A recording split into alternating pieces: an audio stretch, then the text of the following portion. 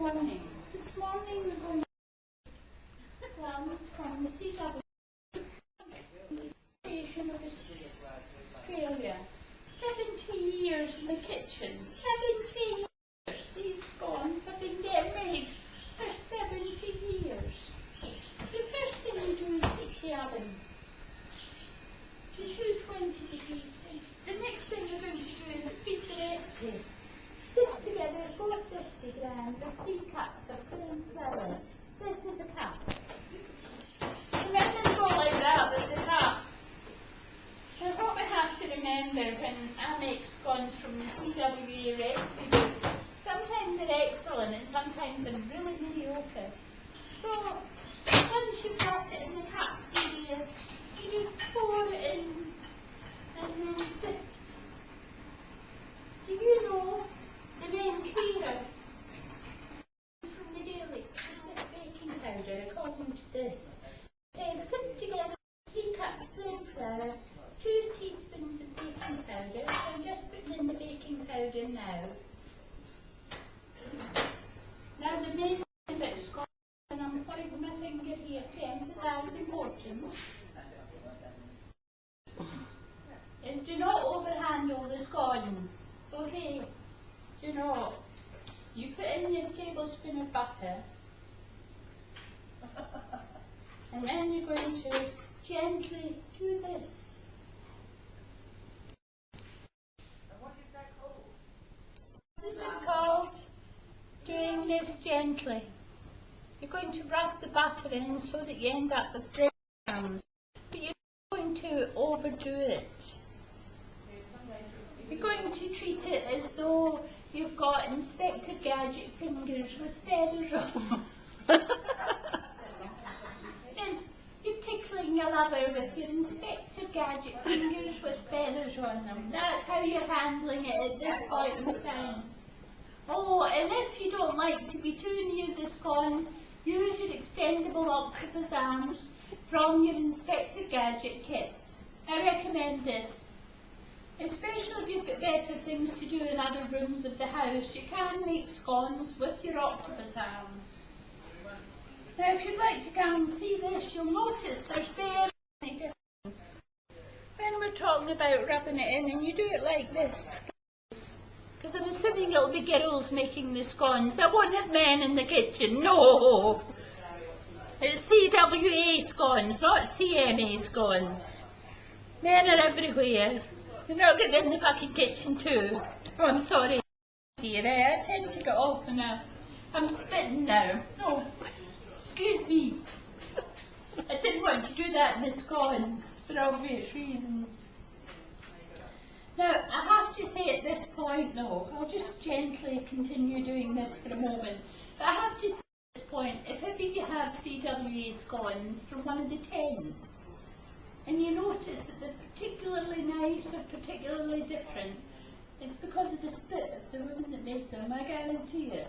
But in this instance, I won't spit in the scones. Flour all over your large dog or something like that.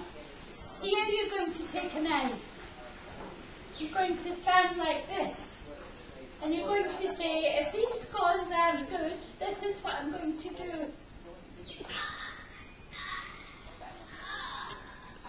In this instance, I'm sure that I'm going to be saved that. Right, now read the recipe with the knife. Stir together lightly with the knife to make a smooth dough. Put your book aside. Get your knife at the ready. Move everybody's glasses. You find if you're in the CWA, everybody's wearing glasses in the CWA. And if they're not, they're likely to do things like hand you a cup with a cockroach in it because they can't see the cockroach.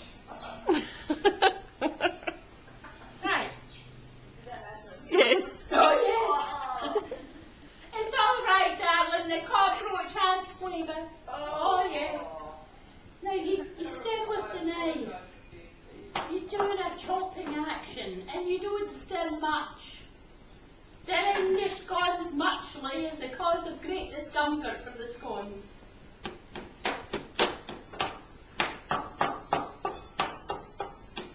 Now remember to have the milk and the water at room temperature.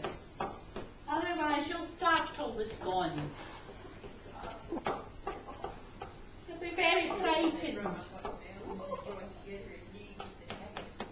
It's okay to put it in quite quickly as long as you keep cutting. Now look at this cutting action. I'm probably scratching out of this nice tin bowl, but I don't care. So, keep scratching. Some fool gave me it. They should have known this is what you do when you make scones. What's that? Oh, can I have another bowl? She's objecting. This one. Have you got her? I'm off the floor. What a mother of bastard that one is.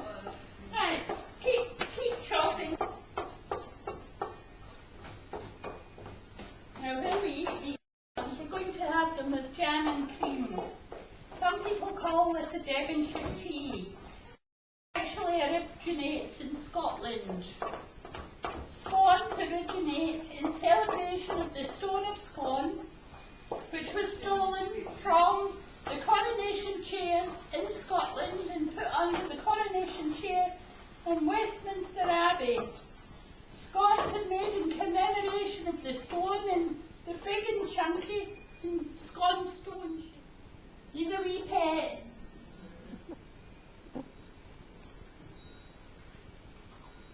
Now you're going to open the oven door carefully, because sometimes if you don't open it carefully, the heat is so fierce it can singe your eyebrows. Do you see what I mean? That was close. Now, we're going to put them there, close the door and step carefully away from the oven. These scones were in the oven for, however long it took my partner and I to have a good argument about how long scones should be in the oven. That's how long it took. So practice some arguing with your partner and work out the average argument time, and that's how long scones take to cook, I find. When you take, they were cooking at 220 degrees Celsius. Now, remember and wear the glove. Some people do this. Oh, sorry. I'm just warning you what will happen. Think about using your glove. It's good to have a colander with the tea towel in it, and just gently plonk your scones in. Now you'll notice that these scones are a bit pale. And if you want to know why, speak to my partner, okay? I would like to say at this point my partner's a woman, but I wouldn't. That would be very un-CWA of me. Oh no. We don't stand for that kind of thing in the Country Women's Association.